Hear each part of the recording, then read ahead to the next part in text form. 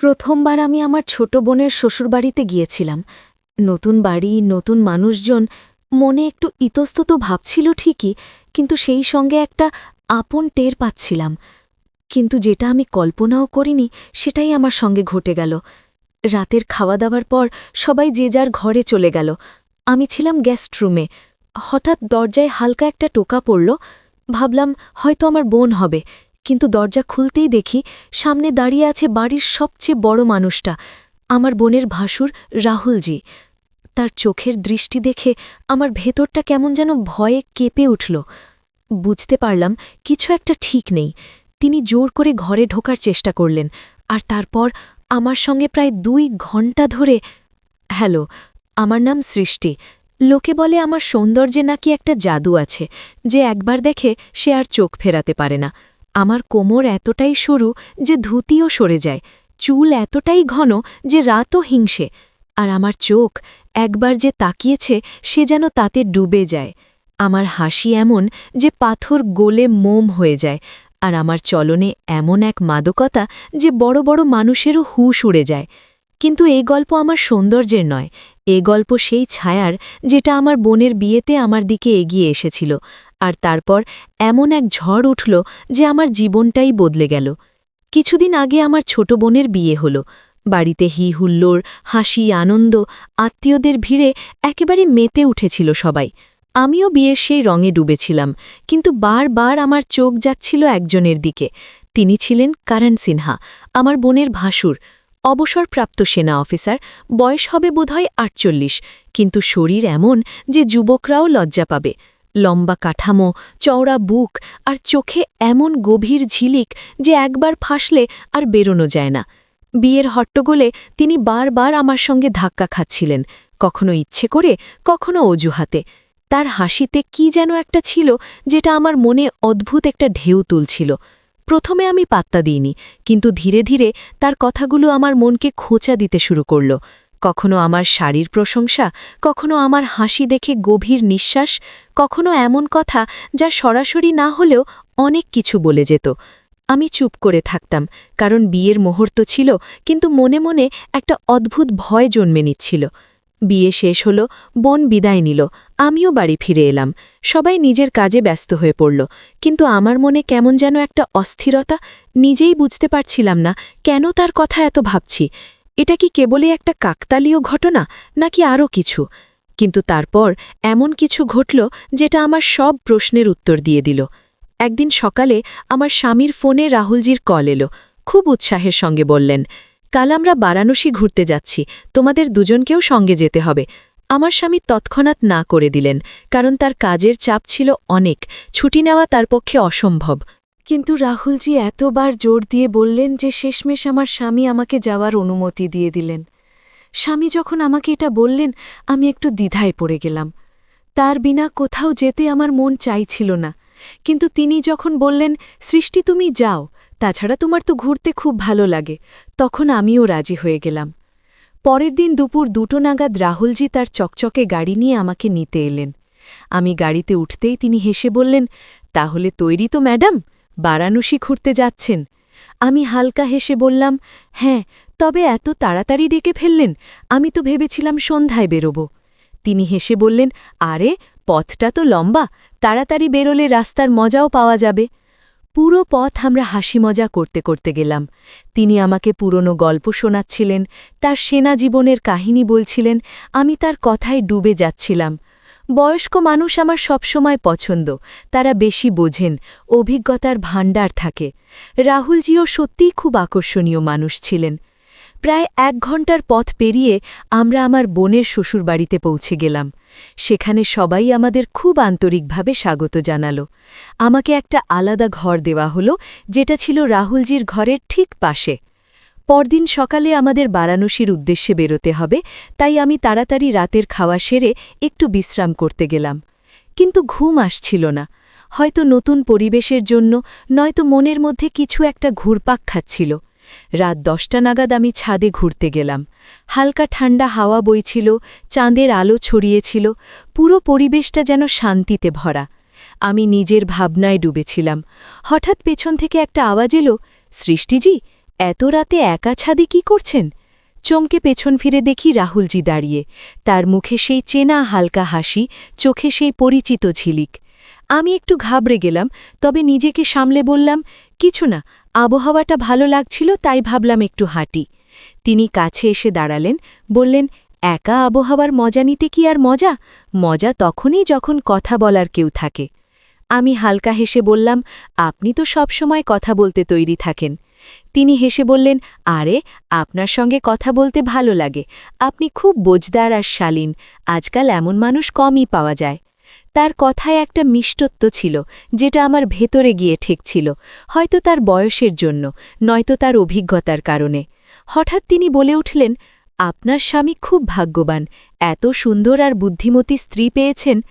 আমি তৎক্ষণাৎ কথা থামিয়ে বললাম, রাহুলজি, এমন কথা বলবেন না, আপনি তো জানেন আমাদের একটা সম্পর্ক আছে। তিনি হেসে মাথা নাড়লেন, বললেন, হ্যাঁ জানি, আমি শুধু একটা কথা বলছিলাম। কখনো কখনো মানুষ মনের কথা কাউকে বলতে পারে না, কিন্তু মন চায় কেউ একজন থাকুক যার কাছে মন খুলে বলা যায়। তার কথায় যেন ছিল, যেটা আমাকে পুরোপুরি অস্বস্তিতে ফেলতে পারছিল না। হয়তো কারণ তিনি আমার শ্বশুর নন, আমার বোনের ভাসুর, একটু দূরত্বের সম্পর্ক। কিন্তু তার চোখের দৃষ্টি কোথাও একটা আমাকে ছুঁয়ে যাচ্ছিল। আমরা দুজন ছাদের কার্নিশে হেলান দিয়ে দাঁড়িয়ে রইলাম। তিনি আকাশের দিকে তাকিয়ে বললেন, সৃষ্টিজি, কখনো কি মনে হয়েছে, যখন একজন মানুষ জীবনের এমন একটা পর্যায়ে থাকে যেখানে সব কিছু কাছে থাকে, তবু মনটা খালি মনে হয়? আমি চুপ করে রইলাম। কি উত্তর দেব? কিছুক্ষণের নীরবতার পর তিনি নিজেই কথা বদলে ফেললেন। বললেন, কালকের যাত্রার জন্য কিছু তৈরি করেছেন? বারাণসীতে দেখার মতো অনেক কিছু আছে। আমি মাথা নেড়ে বললাম, হ্যাঁ, একটু আধটু জিনিস গুছিয়ে নিয়েছি, তেমন কিছু লাগবে না। তিনি হেসে বললেন, আপনার মতো সাদাসিদে মানুষই সবচেয়ে সুন্দর। আমি শুধু হালকা হাসলাম, কিন্তু মনের ভেতরে কিছু একটা চলতে শুরু করল। তার কথাগুলো আমার কাছে স্বাভাবিক মনে হচ্ছিল না। হয়তো তিনি বেশি কিছু বলে ফেলেছিলেন, না হয়তো আমার মনই বেশি ভাবছিল। তারপর অনেকক্ষণ আমরা ছাদে হাঁটলাম।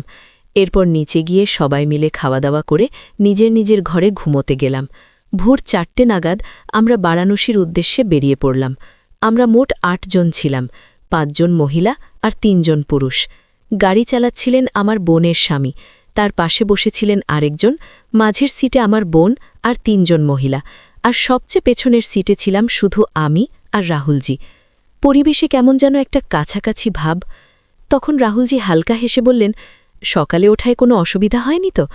আমি মাথা নেড়ে বললাম, না, তাছাড়া সফরে তাড়াতাড়ি ওঠা আমার ভালোই লাগে।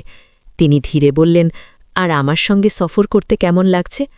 আমি একটু অস্বস্তিতে পড়ে গেলাম, তবু হেসে বললাম, ভালো, আপনার মতো শান্ত আর বোঝদার মানুষের সঙ্গে সফরে কিছু শেখার থাকে।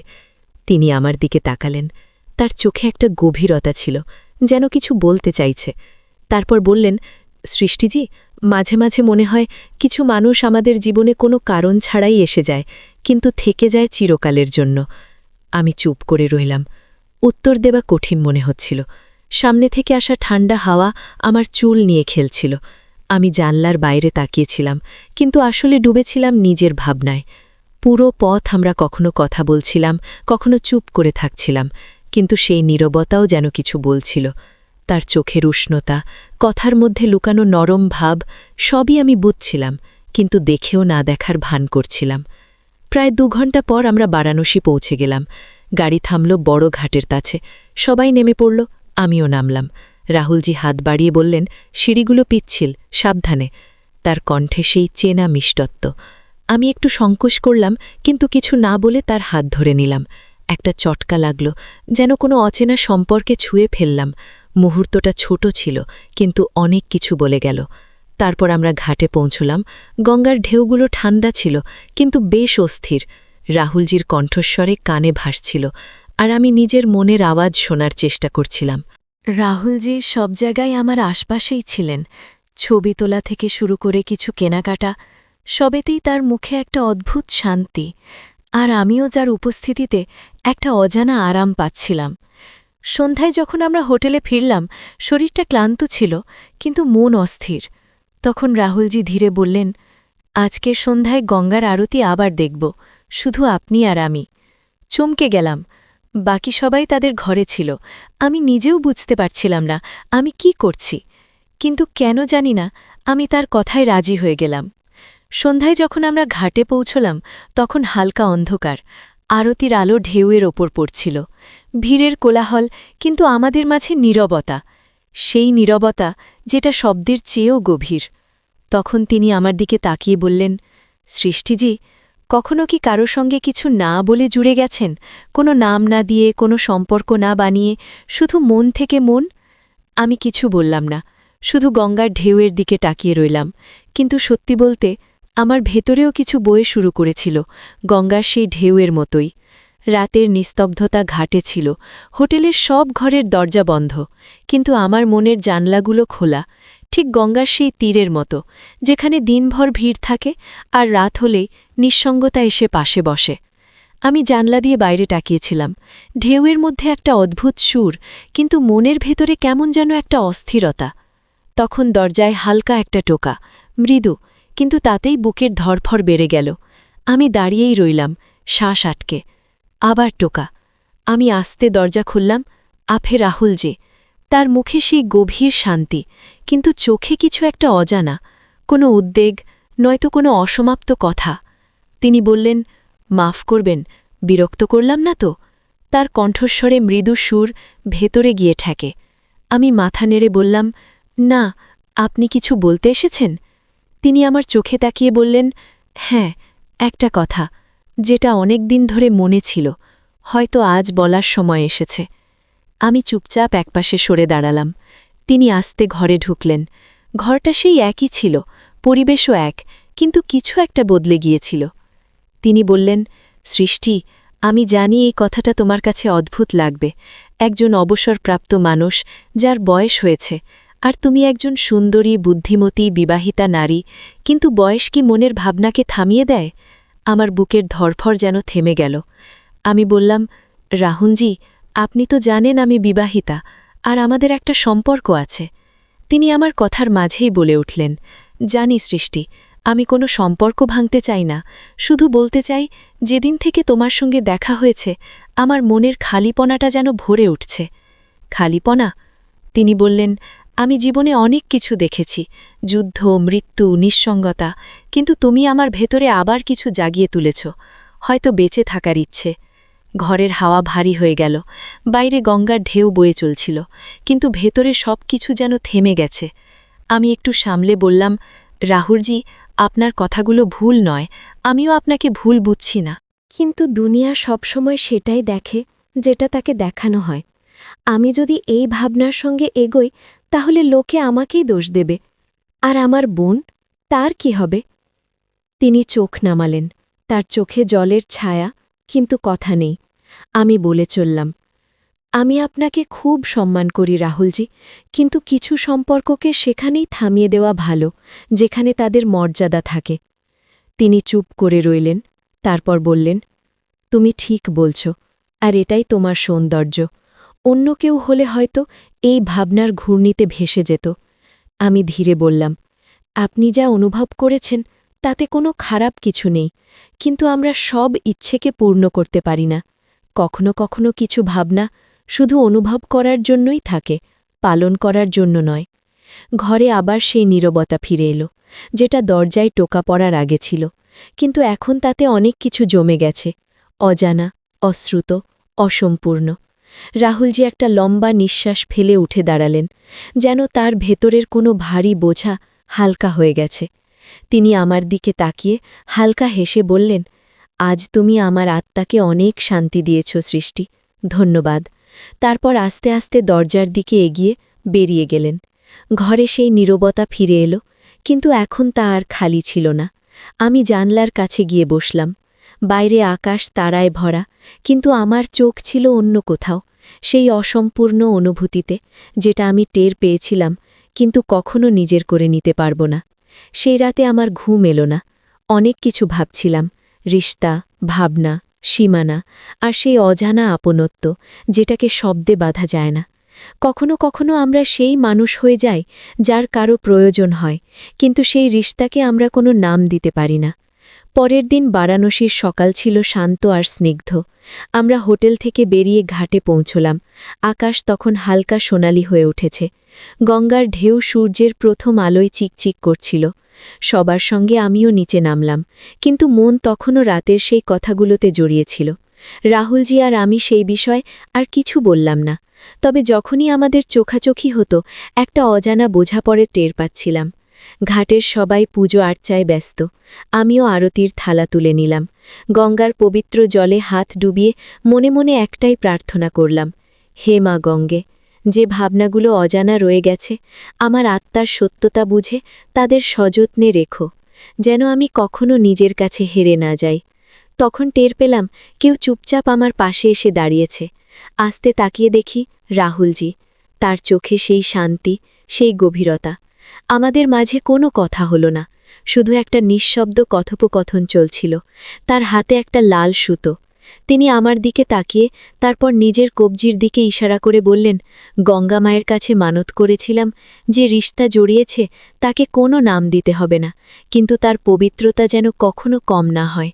আমি সেই সুতো তার হাত থেকে নিয়ে কিছু না বলে তার কবজিতে বেঁধে দিলাম। সেই মুহূর্তে মনে হলো কিছু একটা এখন চিরকালের জন্য বাধা হয়ে গেল, কোনো সামাজিক স্বীকৃতি ছাড়া, কোনো আশা ছাড়া। শুধু একটা ভাবনার সুতো, যেটা আর কখনো ছুটবে না। যাত্রা শেষ হলো, সবাই বাড়ি ফিরে এলো। আমার স্বামী আমাকে স্টেশন থেকে আনতেও এলেন না। যথারীতি তিনি তার কাজে ব্যস্ত। আমিও কিছু বললাম না। কিন্তু এখন কিছু বদলে গিয়েছিল। আমি আর আগের সৃষ্টি ছিলাম না। আমার ভেতরে একজন নারী জেগে উঠেছিল, যে বুঝতে পারছিল দুনিয়ার সব ছায়া খারাপ হয় না, কিছু ছায়া আলোর চেয়েও বেশি আপনত্ব দেয়। রাহুলজির নাম আমাদের বাড়িতে উঠত না। বোনের বিয়ের পর তিনি শুধু জামাইয়ের ভাই হিসেবেই কথায় আসতেন, কিন্তু আমার ডায়েরিতে তিনি ছিলেন রাহুলজি, একটা অসম্পূর্ণ রিশতা, যেটা প্রতি রাতে আমার স্বপ্নে এসে বসে থাকত, নিঃশব্দে কিন্তু উপস্থিত। কয়েক মাস কেটে গেল। তারপর একদিন আমার ছোট বোনের ফোন এলো। তার গলা কাঁপছিল, দিদি, ভাইজির শরীর খুব খারাপ, হার্ট অ্যাট্যাক হয়েছে, হাসপাতালে আছেন। আমার হাত থেকে ফোনটা প্রায় পড়ে যাচ্ছিল। কিছু না ভেবে আমি তৎক্ষণাৎ হাসপাতালে ছুটলাম। রাহুলজি ছিলেন আইসিইউতে। ডাক্তার বললেন তিনি এখন স্থিতিশীল, কিন্তু খুব ক্লান্ত, মানসিক চাপ খুব বেশি। আমি হাসপাতালের বাইরে একটা বেঞ্চে বসে রইলাম। ঠান্ডা হাওয়া বয়ে যাচ্ছিল, কিন্তু মনের ভেতরে দম আটকে ছিল। মনে মনে বললাম, রাহুলজি, আপনি আমার কাছে কিছু চাননি, কিন্তু যদি আমার এই ভাবনার মধ্যে কোনো সত্যতা থাকে, তাহলে ফিরে আসুন। কয়েক ঘণ্টা পর ডাক্তার বেরিয়ে এসে হেসে বললেন, তার জ্ঞান ফিরেছে, চাইলে দেখা করতে পারেন। আমি ভেতরে গেলাম। তিনি আমাকে দেখে হাসলেন, তারপর দুর্বল গলায় বললেন, আমি চলে যাচ্ছিলাম। যদি তোমার সঙ্গে সেই শেষ দেখাটা না হতো, সেই রাতটা আমাকে বাঁচার সাহস দিয়েছে। আমার চোখ ভিজে গেল, কিছু বলতে পারলাম না, শুধু তার হাত ধরে অনেকক্ষণ বসে রইলাম। রাহুলজি ধীরে ধীরে সুস্থ হয়ে উঠছিলেন। ডাক্তার তাকে বাড়িতে বিশ্রামের পরামর্শ দিয়েছিলেন। আমি হাসপাতাল থেকে ফিরে এলাম, কিন্তু মনটা ওখানেই আটকে রইল, যেন সেই শান্ত ঠান্ডা হাওয়ায়, তার চোখের সেই দুর্বল হাসিতে। বাড়ি ফিরে এলাম। সবকিছু আগের মতোই ছিল, সেই নীরবতা, স্বামীর সেই উদাসীনতা। তিনি জিজ্ঞেসও করলেন না আমি কোথায় ছিলাম, কেন গিয়েছিলাম। আমি চাইছিলাম তিনি অন্তত আমার চোখের দিকে তাকিয়ে জিজ্ঞেস করুন আমি ঠিক আছি কিনা, কিন্তু না, হয়তো তার কাছে সময় ছিল না। তাই এখন রাহুলজির বলা কথাগুলো আরও গভীরভাবে মনে জায়গা করে নিচ্ছিল। কখনো কখনো মানুষ সবার মাঝে থেকেও একা হয়ে যায়। কয়েক সপ্তাহ কেটে গেল। বোনের আর একটা ফোন এলো, দিদি, ভাইজির শরীর এখন ঠিক আছে, তিনি তোমাকে মনে করছিলেন। আমি কিছুক্ষণ চুপ করে রইলাম, তারপর জিজ্ঞেস করলাম, কিছু বলেছেন? বোন বলল, শুধু এটুকুই বলেছেন, সৃষ্টি দিদির খোঁজ খবর নিও, তার মতো বোঝাদার মেয়ে আমাদের বাড়িতে এসেছিল, এটা আমার ভাগ্য। আমি হেসে ফেললাম, আর কিছু বললাম না। এক রবিবার সকালে হঠাৎ ঠিক করলাম আজ তার সঙ্গে দেখা করতে যাব। স্বামী শহরের বাইরে গিয়েছিলেন। প্রথমবার মনে হলো এই সময়টা শুধু আমার। আমি তৈরি হলাম, সাধারণ সালোয়ারে, বেশি সাজগোজ না করে। রাহুলজির বাড়িতে পৌঁছে দেখি তিনি নিজেই দরজা খুললেন। তার চোখে একটা চমক, এই বয়সেও একটা অজানা অপেক্ষা। সৃষ্টি, এসো, ভাবলাম তুমি আসবে না। আমি হেসে বললাম, আপনার মনে হয় কিছু রিশতা শুধু পথে পথেই চলে, কিছু মনে মনেও চলে। তিনি আমার কথায় মাথা নিচু করলেন। আমি ভেতরে গেলাম। ঘরে সেই পুরনো নীরবতা, কিন্তু এখন তা আর ভারী লাগছিল না, একটা আপন টের পাচ্ছিলাম। আমরা ঘণ্টার পর ঘণ্টা বসে কথা বললাম, জীবনের কথা, রিশতার কথা, একাকিত্বের কথা, আর সেই স্বপ্নের কথা, যেগুলো কখনো দেখাই হয় না। রাহুলজি ধীরে বললেন, আমি জানি সৃষ্টি, আমরা কখনো একে অপরের হতে পারব না, কিন্তু তোমার সঙ্গ আমার বেঁচে থাকার কারণ হয়ে গেছে। আমি তার দিকে তাকিয়ে বললাম, আমিও জানি এই রিশতা একটা দায়রার বাইরে যেতে পারবে না, কিন্তু আমাদের মাঝের এই বন্ধন যে কোনো নামের চেয়ে বড়। আর আমি চাই আপনি বেঁচে থাকুন, খুশি থাকুন, কারণ আপনার হাসিতে এখন আমারও একটা কারণ লুকিয়ে থাকে। সেই দিনের পর আমরা প্রায়ই কথা বলতাম, কখনো ফোনে, কখনো বোনের বাড়িতে দেখা হলে। আমাদের রিশতা আরও গভীর, কিন্তু আরও শান্ত হয়ে গিয়েছিল। আমরা দুজনেই একটা বোঝাপড়া তৈরি করে নিয়েছিলাম, আমরা একে অপরের জীবনের অচেনা থাকব না, কিন্তু কখনো পুরোপুরি নিজেরও করতে পারব না। কিন্তু দুনিয়া এত সহজ নেয় না। একদিন আমার স্বামী চুপচাপ আমার ফোন চেক করলেন। তার চোখে পড়ল রাহুলজির নামে কিছু কল আর মেসেজ। সন্ধ্যায় যখন তিনি বাড়ি ফিরলেন, তার মুখে প্রথমবার রাগ দেখলাম। রাহুলজির সঙ্গে এত কথা কেন? তিনি তোমার বোনের ভাসুর, যা তোমার দেওর নন। একটা সীমা থাকে সৃষ্টি। আমি চুপচাপ তার চোখের দিকে তাকালাম, তারপর বললাম, হ্যাঁ, বোনের ভাসুর, কিন্তু তিনি একজন মানুষ, আমিও তাই। কিছু কথা মানুষের স্তরে হয়, যেগুলো বোঝার জন্য মন লাগে, সন্দেহ নয়। তিনি কিছু বললেন না, চুপচাপ চলে গেলেন। আর সেই রাতে প্রথমবার আমি তার